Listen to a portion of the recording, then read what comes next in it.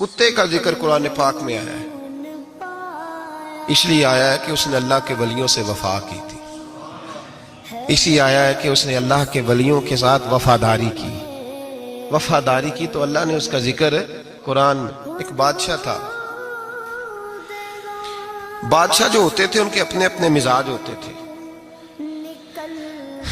اس بادشاہ نے 4 5 6 کتے رکھے ہوئے تھے، اور کتے بڑے بڑے کتے تھے، اور بڑے وہ خون خار کتے تھے، چیر پھاڑ کھا جاتے تھے، شیر جتنے ان کے قد تھے.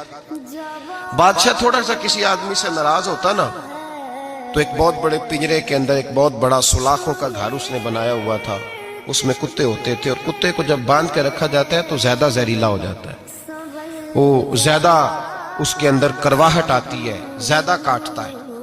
اس نے قید کیے ہوئے تھے. کتے تو بڑے زہریلے تھے.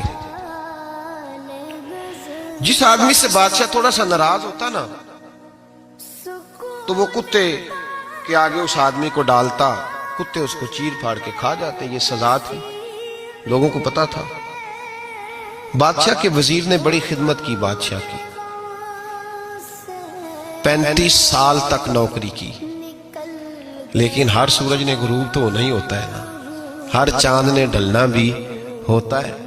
اب بوڑھا ہونے لگا، وہ جو مضبوط حافظہ تھا وہ کمزور ہونے لگا، ہلکی ہلکی غلطی. بادشاہ مزاج کا بادشاہ تھا، پر نہیں سمجھ میں آیا. تو میں نے کہا کہ لوگ کہتے ہیں ہمیں کام پیارا ہے، چم نہیں.